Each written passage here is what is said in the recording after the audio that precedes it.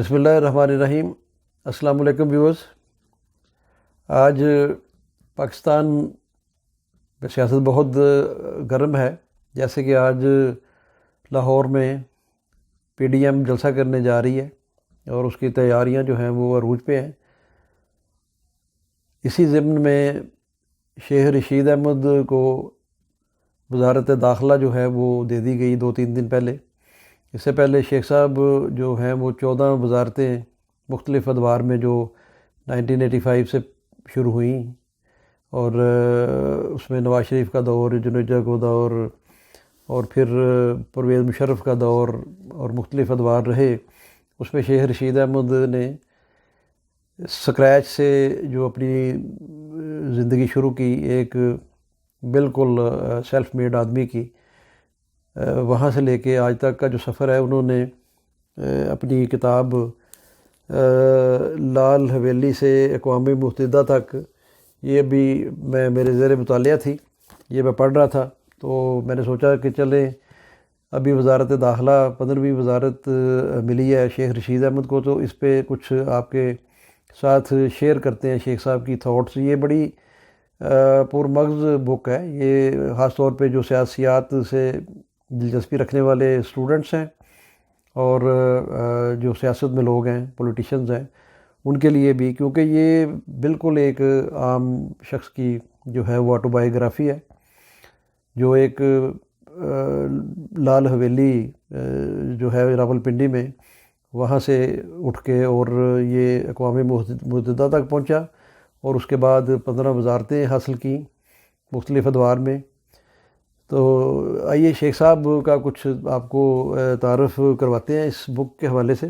شیخ صاحب کا پورا نام جو ہے وہ شیخ رشید احمد ہے، والد کا نام شیخ احمد، اور ان کے والد سری نگر مقبوضہ کشمیر میں پیدا ہوئے۔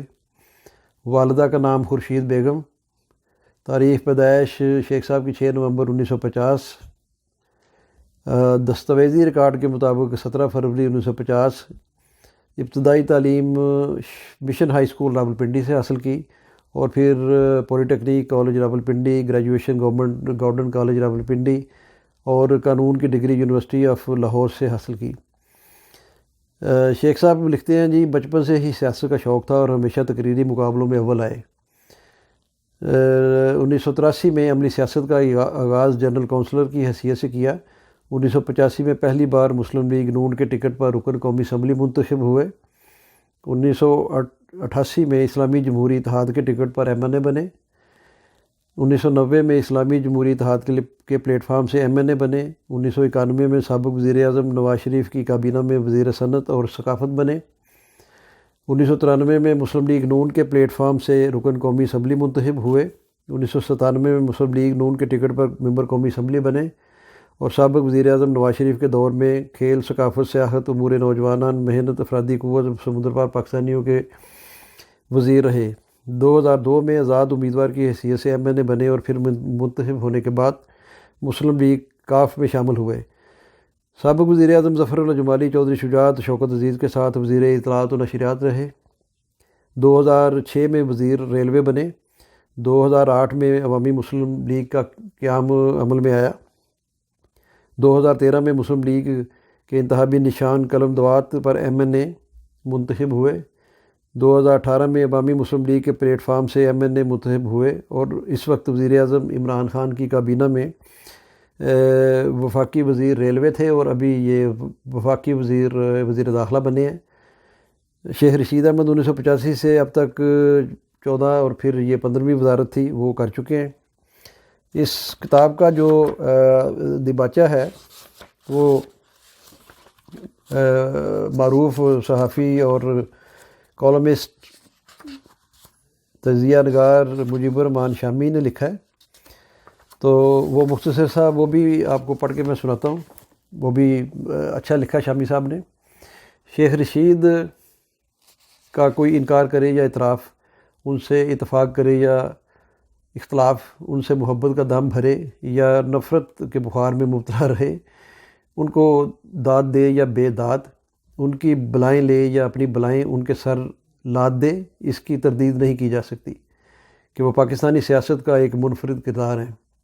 اپنی مثال آپ، انوکھی وضع ہے، سارے زمانے سے نرالے ہیں، سونے تو کیا چاندی کا چمچہ بھی منہ میں لے کر پیدا نہیں ہوئے، ایک عام سے گھرانے میں ایک عام سے بچے کی طرح اس دنیا میں وارد ہو گئے۔ اگرچہ گورے چٹے تھے، انہیں دیکھ کر دیکھتے چلے جانے کو جیتا چاہتا تھا۔ اگر یہ کہا جائے تو مبالغہ نہیں ہوگا کہ وہ جماندرو سیاستدان ہیں۔ زمانہ طالب علمی ہی میں ان کے اندر کے سیاستدان نے اپنے آپ کو متعارف کرانا شروع کر دیا تھا۔ پاکستانی سیاست میں آج کوئی شخص ایسا نہیں ہے جو ایوب خان کے خلاف نارضن رہا ہو اور پھر مسلسل اپنے وجود کا احساس دلاتا چلا گیا۔ ذوالفقار علی بھٹو کو انہوں نے زچ کیا، جنرل ضیاء الحق کو بھی کھٹکتے رہے، محمد خاں جنیجو کے ساتھ مصافحہ کیا، نواز شریف کے ساتھ معانقہ فرمایا، بلکہ یہ کہیں کہ جفیاں ڈالیں۔ جنرل مشرف کی نگاہ میں پسندیدہ ٹھہرے۔ عمران خان کے ساتھ آنکھ لڑی تو انہی کے ہو رہے۔ عمران خان کی سیاست نے شیخ صاحب سے فیض حاصل کیا ہے یا شیخ جی نے ان سے فائدہ اٹھایا ہے، اس بارے میں ہر شخص کو اپنی رائے رکھنے کا حق حاصل ہے۔ یوں بھی کہا جا سکتا ہے کہ دونوں کے گٹھ جوڑ نے دونوں کو بہت کچھ دیا ہے۔ سیاست میں یک طرفہ ٹریفک نہیں چلتی۔ نواز شریف کے خلاف دونوں کے اتحاد ہی نے انہیں ایوان اقتدار سے نکلنے پر مجبور کیا اور اب سیاست میں ان کا راستہ روک کر کھڑے ہیں۔ شیخ صاحب راولپنڈی کی اسی لال حویلی میں رہائش پذیر ہیں جہاں ان کا بچپن اور لڑکپن گزرے۔ انہوں نے اپنا علاقہ بدلا، نہ ووٹر بدلے، نہ طور طریقے بدلے۔ 1985 سے اب تک یہیں سے انتخاب میں حصہ لیتے رہے۔ ایک دو بار ناکامی کا منہ بھی دیکھا لیکن اسے دل سے نہیں لگایا۔ کامیابی کا تسلسل برقرار رہا اور آج بھی وہ راولپنڈی شہر کی نمائندگی قومی اسمبلی میں کر رہے ہیں۔ شیخ صاحب بڑے پرزور بلکہ منہ زور مقرر ہیں۔ آغا شورش کشمیری مرحوم ان کے سرپرست تھے، چودھری ظہور اللہ شہید ان پر فدا تھے، مجید نظامی مرحوم ان کے قدردان تھے اور ہمارے جیسے عامی بھی ان کے لیے دعا گو ہیں۔ وہ جلسوں کو لوٹتے رہے، ٹی وی سکرین پر چھائے رہے، پروگرام کی ریٹنگ بڑھاتے رہے۔ انہوں نے زبان سے بندوق کا کام لیا، بعض اوقات اسے ہتھوڑا بھی بنا ڈالا، جو منہ میں آیا کہہ ڈالا، اپنے لگائے گئے زخم پر مرہم رکھنے کی ضرورت سے بے نیاز رہے۔ حرف معذرت ان کی لغت میں نہیں۔ شیخ صاحب اسیر بنے، وزیر بنے، پھر اسیر ہوئے، پھر وزیر ہوئے، ان کے خلاف مقدموں پر مقدمے بنے۔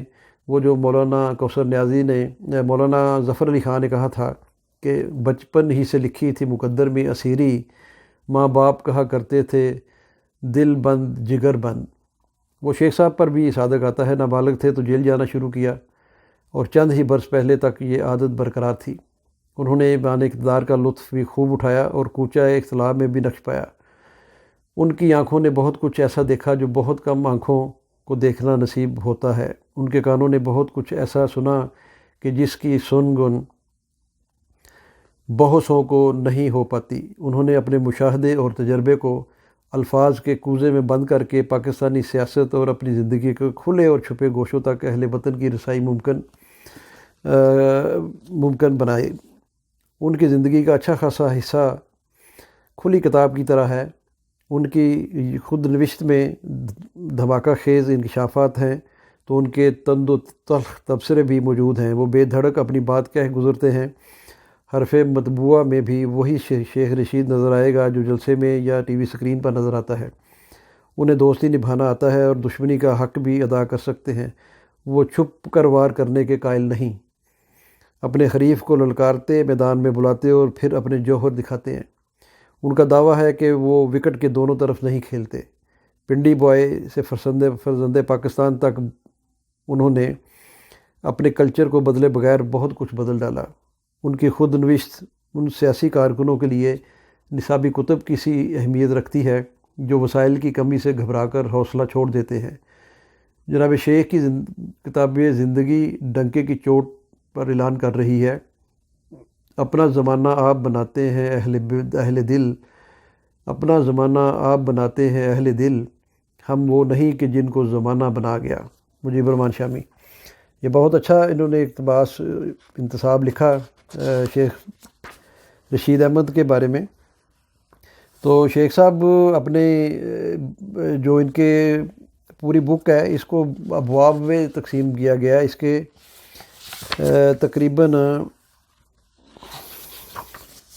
12 باب ہیں جس میں مختلف جو موضوعات ہیں ان پہ جو ہڈ بیتی ہے شیخ صاحب کی وہ بیان کی گئی ہے.